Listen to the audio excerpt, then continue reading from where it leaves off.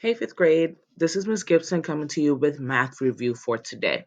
So, in front of you, you should have Tuesday, April 14th math review packet. You should have pieces of paper to do your workout on, and of course, a pencil and eraser. So, if you make any mistakes, you can erase or when you're checking your work, you can go back and make sure you are completing the work correctly if this is incorrect. So, go ahead and get those materials together. All right. So now that you have the materials, you are going to pause the video and get started on today's math packet and then come back here to go over the answers together. All right. Make sure you are following instructions. The first page, you are converting from fractions to decimals and any decimals to fractions. So make sure you are paying attention to what the directions are telling you to do. Go ahead and pause the video and get started on the entire packet.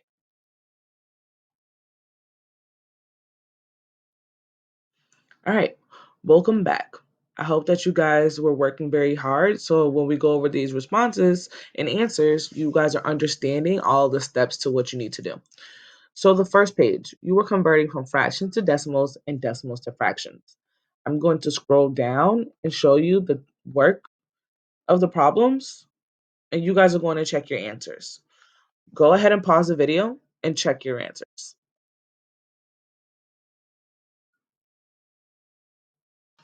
All right. If you are having problems or realizing that you aren't converting correctly on some of these, make sure you're starring them and then reaching out to your teachers. Let's scroll down. Okay, so for this portion of the packet, you guys are supposed to use this table to help you answer 3 questions below. So part A, B, and C. So make sure you are reading again the directions correctly in order to do what you need to do. All right, so we are going to go through the flow of looking at the questions, referring back to the table, and then going through how we should be solving them. So the first one, it asks us what is the exact difference between the most expensive item and the least expensive item. Let's scroll back up to our items list. Which one is the most expensive item?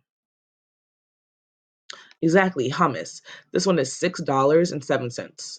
And then our least expensive item is floss. It's 89 cents. Now, when they are asking for the exact difference, what operation should we be using? Subtraction, exactly. So that's what you guys should be doing for part A. I am subtracting the total cost of the hummus, $6.07, minus 89 cents. I got a total of $5.18. Remember, when you are adding or subtracting decimals, you should always be lining up the decimal point. This is not like division or multiplication, where you don't have to. All right, part B. It says Miss Washburn purchased 1 apple, 2 bananas, a toothbrush, and pretzels. Estimate how much Miss Washburn spent on these items. Now, the question is being specific and asking us to estimate. What do you think we should be doing with our numbers? Right. We should be rounding to the nearest dollar right now so that we can know the estimation for what how much she totally spent on these items. We do not need an exact answer like we did for part A. So I'm going to go through and we're going to estimate each one and then add them together. So I know 1 apple is rounding to $1 because it was 99 cents. It's easy, right? It's really close to a dollar. The next one are 2 bananas. They were each 105. I'm again estimating both bananas to a dollar each. I'm not going up to $2 because it's not more than $1.50. So let's go down to the next number. I have a toothbrush. A toothbrush is $3.29. I'm again estimating this to $3 because it's lower than $3.50. If we were to write this on a number sentence, I know that $3.29 falls below the midpoint between $3 and $4. Okay? And the last one is pretzels. Pretzels are $5.09. I'm again rounding this to $5. So I'm doing plus 1 plus 1 plus 3 plus 5, which gives me an estimate of $11. So that's about how much she basically spent on these items. Part C. Miss Sparks bought one of all of the items listed above. About how much did Miss Sparks spend on these items? Again, what are the key words here to tell you what you need to do? Okay, it says about how much, meaning again, that's connected to estimating and rounding, which is what we are going to be doing here as well. So I'm going to round all of them, all of the items, and then add them together. So we already have some of the items that were already rounded from the previous one. So you need to go through and list each item, round them, and then add them together. I got about $17 she spent on these items. If you were having problems with referring to tables and estimating dollars to the correct one, make sure you're starting this and then letting your teachers know. Okay, let's go down to the next one. This question wanted you to model the following expression on the number line. So we have 3/5 plus 2/3. I know that I cannot add these because they have what? Exactly, unlike common denominators. So my first step, of course, is to make sure that I am making common denominators. I'm starting with 9/15, which is equivalent to 3/5, and then I'm going to be adding up.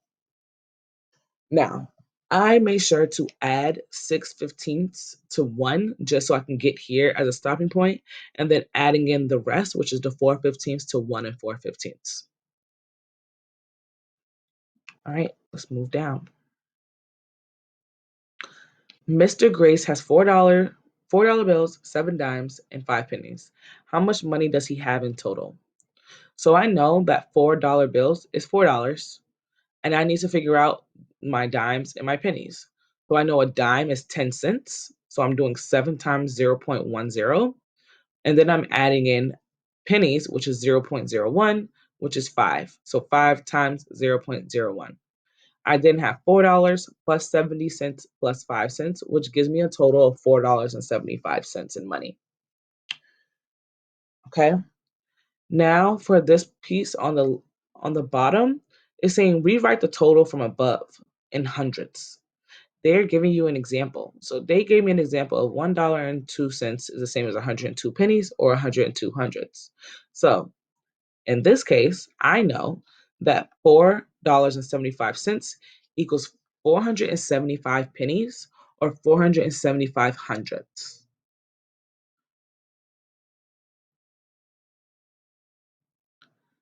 The last two, we were working on the multiplication algorithm.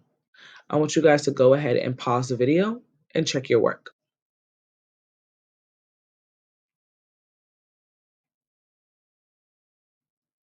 Okay, now it didn't actually say to use the algorithm. So if you use the area model, make sure you're completing all the steps of partial products and adding them back together to get to these answers.